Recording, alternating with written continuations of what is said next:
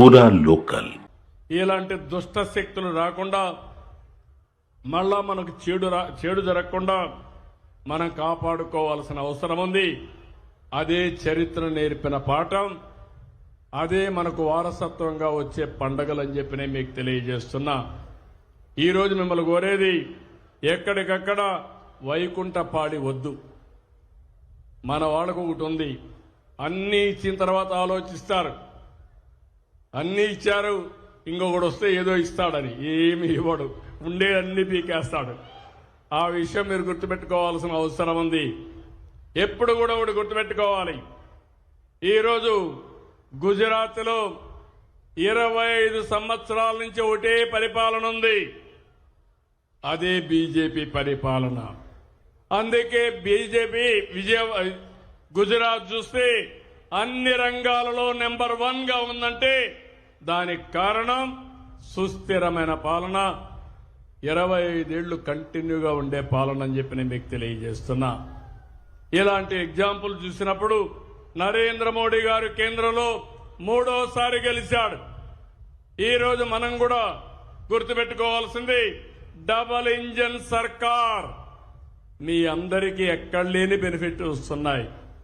ఈ కష్టకాలంలో కేంద్రంలో బీజేపీ ఎన్డీఏ ఉంది కాబట్టి, రాష్ట్రంలో ఎన్డీఏ ఉంది కాబట్టి, ఇక్కడ నేను గాని పవన్ కళ్యాణ్ గారు గాని బీజేపీ గాని సమర్థవంతంగా పనిచేస్తున్నాం కాబట్టి కష్టాలు తీరాయి, మంచి భవిష్యత్తు వచ్చే పరిస్థితి వచ్చింది.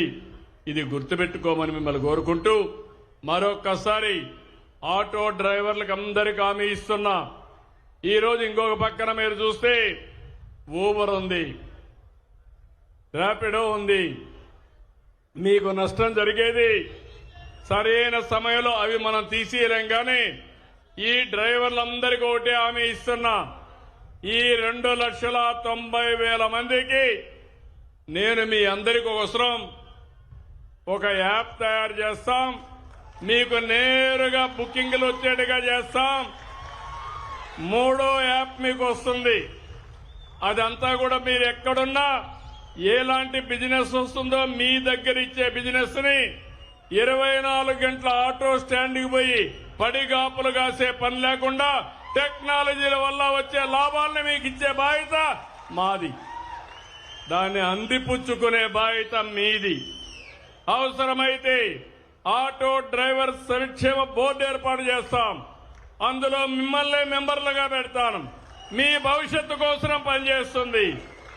అందులో ఒక భాగం యాప్ తీసుకొచ్చి కంట్రోల్ రూమ్ బట్టి మీకు బిజినెస్ మీకే ఇప్పించే బాధ్యత, మీ సంఘమే తీసుకున్నట్టుగా చేసే బాధ్యత నాదని మీ అందరికీ విజ్ఞప్తి చేస్తున్నా.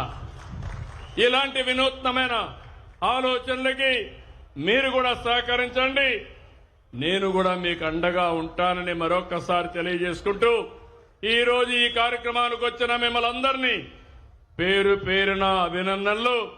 ఆటో డ్రైవర్లకు ఒకటే విజ్ఞప్తి, మీరు ఆటో ఎక్కినప్పుడు మీకు మంచి చేసిన ప్రభుత్వం గురించి 10 మంది ప్రయాణికులకి చెప్పండి. అది చెప్పి మీరు ముందుకు తీసుకెళ్ళండి.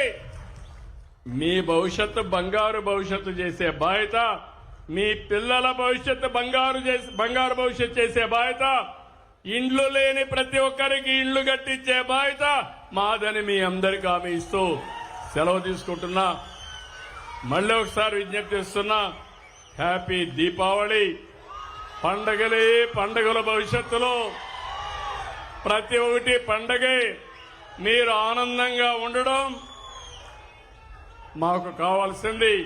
మీకు ఎలాంటి ఇబ్బందులు లేనటువంటి సుపరిపాలనకు మేము నాంది పలుకుతామని చెప్పి తెలియజేసుకుంటూ అందరికీ నమస్కారాలు. జై హింద్.